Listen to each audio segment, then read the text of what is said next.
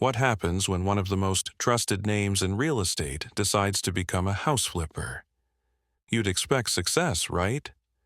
After all, this is Zillow, the company that basically became a verb. Zillow it. Everyone does it. They built their entire brand on knowing home values, market trends, and housing data better than anyone else. So when Zillow announced that they'd be using their own algorithm to buy homes, renovate them, and flip them for profit, it sounded like a sure thing. But what followed was one of the biggest self-inflicted disasters in the history of modern real estate.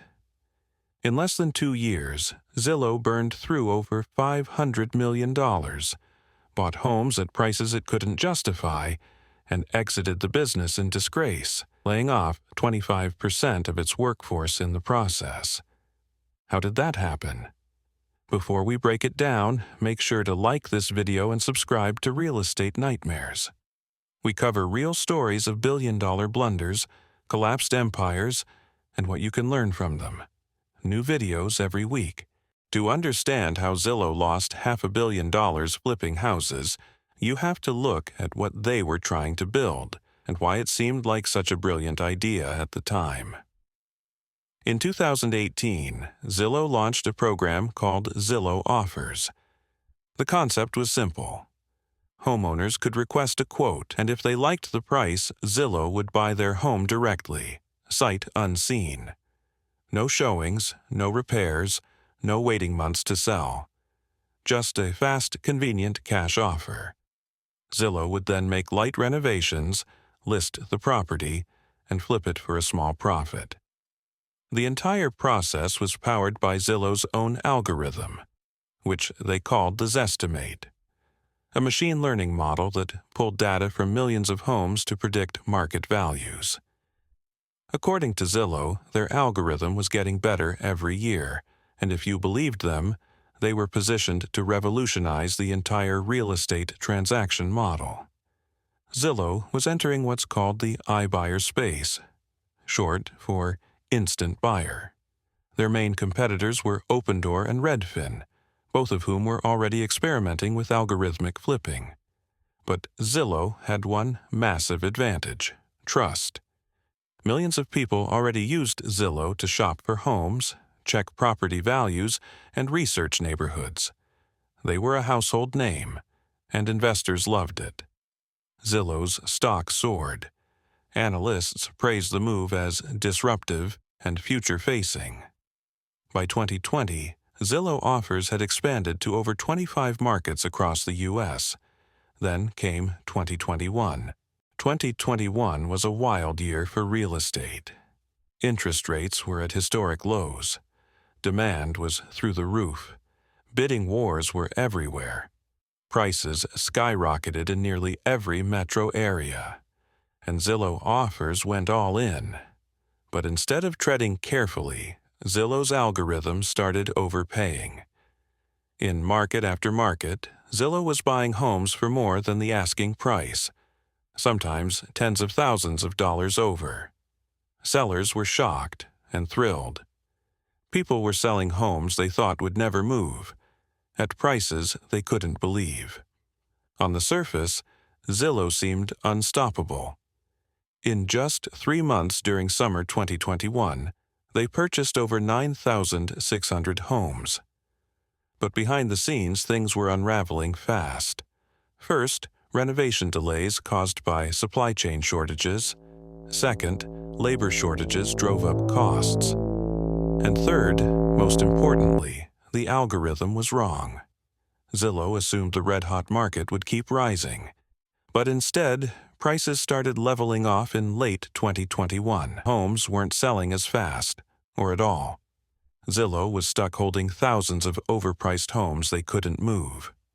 In Phoenix alone, 93% of Zillow's listings were priced below what they paid for them. The writing was on the wall. In November 2021, Zillow announced it was shutting down Zillow Offers completely. They also revealed just how bad things had gotten: a loss of $304 million in Q3 alone. Over 7,000 homes needed to be offloaded, layoffs affecting over 2,000 employees. Altogether, Zillow estimated a total loss of more than $500 million on the program. So, who paid the price? Zillow's stock plummeted by over 30% in the weeks after the announcement. Investors were blindsided, employees were devastated, and the company's reputation took a massive hit. Homeowners who sold to Zillow were mostly fine.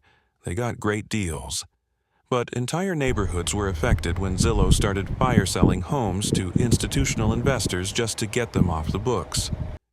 This hurt local comps, distorted pricing, and left properties sitting vacant. Critics accused Zillow of turning homes into data experiments, not realizing that real people and communities were the ones affected when things went south. Zillow claimed their algorithm could predict home prices within 2%. In reality, it was often off by 10% or more, a catastrophic margin when flipping thousands of homes at scale. Real estate is hyperlocal, emotional, and complex. Algorithms can't always account for that leaky roof, that noisy street, or the strange smell coming from the neighbor's yard. Zillow's leadership later admitted they fundamentally misunderstood the volatility of the housing market.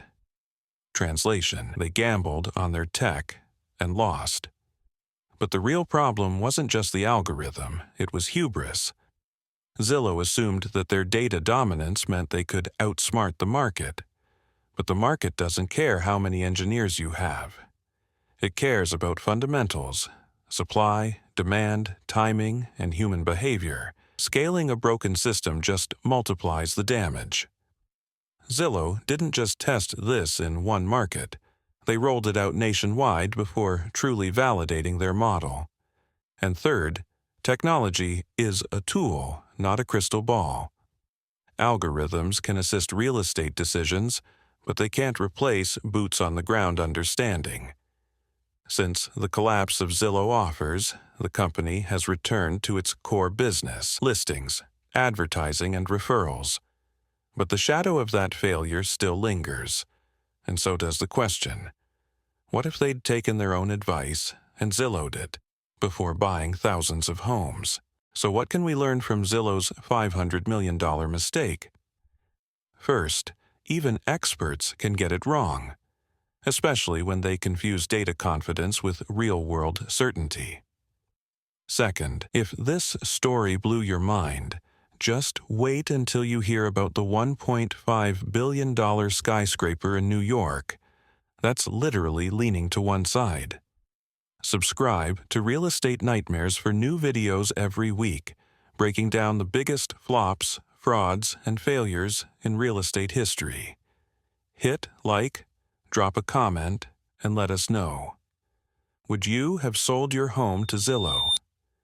Thanks for watching, and we'll see you in the next nightmare.